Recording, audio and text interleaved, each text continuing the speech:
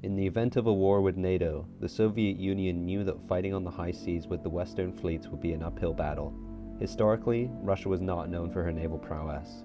Although the Soviet Union had the largest coastline in the world, spanning 3 oceans, much of it was in the inhospitable Arctic tundra. Vital ports such as the Pacific Vladivostok and occasionally the Baltic St. Petersburg froze over during parts of the winter, severely hindering a Soviet capacity to get ships out of their berth, let alone fight a war. If the Soviets were to win the Third World War, they would do it on land. Thus, the Soviet naval doctrine in an event of conflict with NATO was one of limitation and defense. While the gigantic submarine fleets would slip into the Atlantic and attack the transport ships coming in from the Americas, a surface fleet would work to hem Allied battle groups in the North Sea and the Mediterranean. It was for this purpose that the Admiral Kuznetsov was to be constructed. The first of 3 planned Kuznetsov-class heavy aircraft-carrying missile cruisers was laid down on the 1st of April 1982 at the Nikolaev shipyards in the Ukrainian Soviet Socialist Republic. One of the largest shipyards in the Union, she had built previous vessels such as the Kiev, the first of the Kiev carrier class, and the ill-fated Moskva, the cruiser ironically sunk by the Ukrainian military in April 2022, just miles from where she was laid down almost a half-century earlier. The Kuznetsov was designated as a heavy aircraft-carrying missile cruiser for 2 main reasons.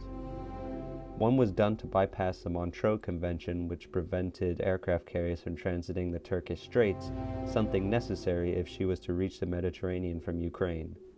Along with being able to carry aircraft, she was armed to the teeth with Granit and Kinzhal missiles designed for sinking NATO carrier groups, along with the extensive anti-aircraft and anti-submarine defensive systems needed to defend the ship. The Kuznetsov was built to find and sink NATO fleets, outgunning what the Soviets couldn't outnumber.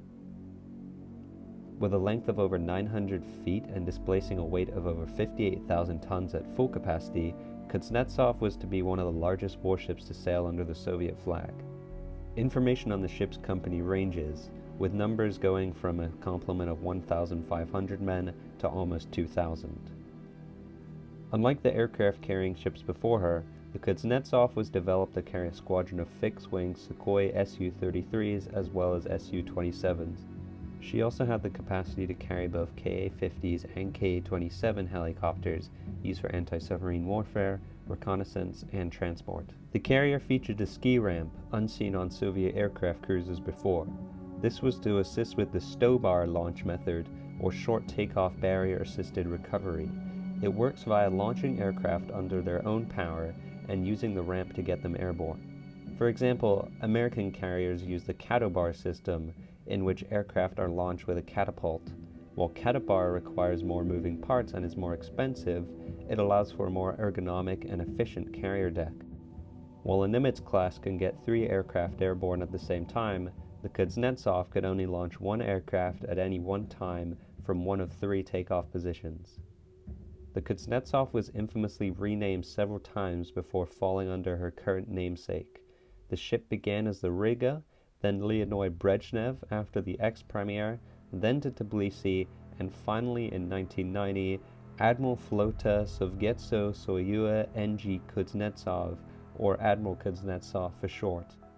Named after Nikolai Kuznetsov, the first admiral of the fleet of the Soviet Union, she was to become the new flagship of the Soviet fleet. Now, if you're familiar with naval tradition and superstitions, you'll know it is extremely bad luck to change the name of a ship. To rename a ship 3 times is just tempting fate. The Soviet government never gave an explanation for the renaming of the ship, but it's assumed it was done so to avoid connotation with Riga and Tbilisi, the capitals of Latvia and Georgia respectively, countries that were by 1990 campaigning for independence from the Union. It took 12 years from the laying down of the ship to her being deemed fully operational, largely due to the lack of available aircraft.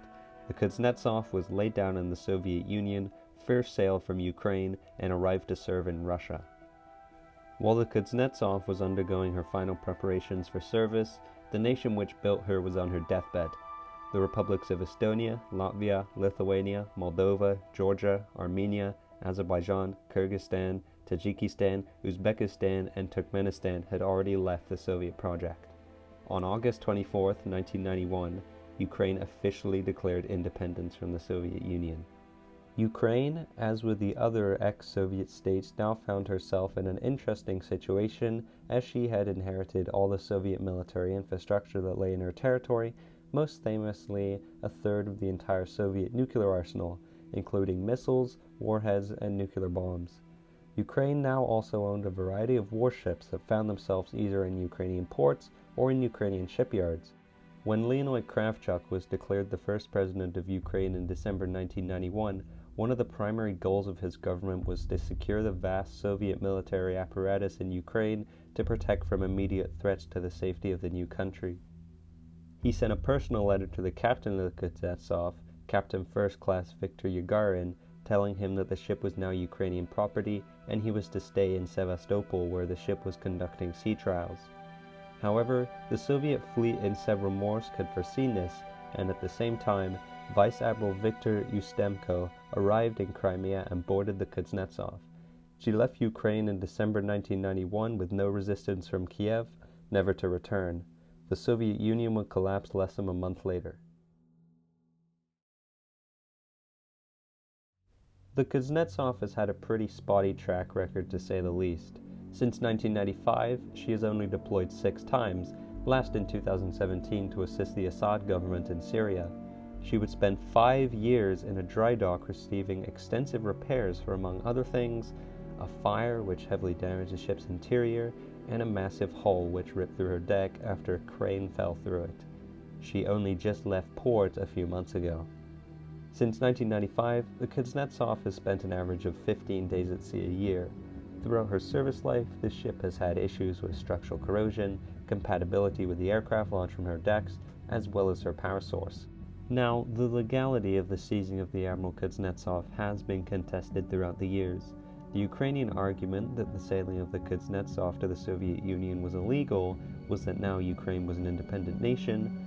Warships stationed in Ukraine, let alone warships under construction in Ukraine, belonged to the Ukrainian government.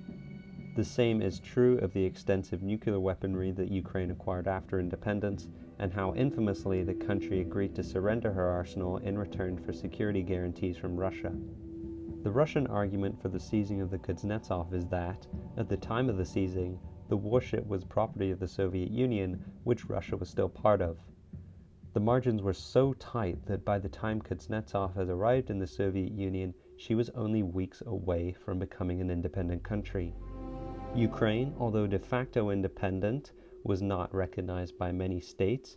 The Ukrainian government, military, and society was still entangled with the Soviet Union, and thus the status of the new state could be questioned. After all, it is easier to move ships than it is nukes.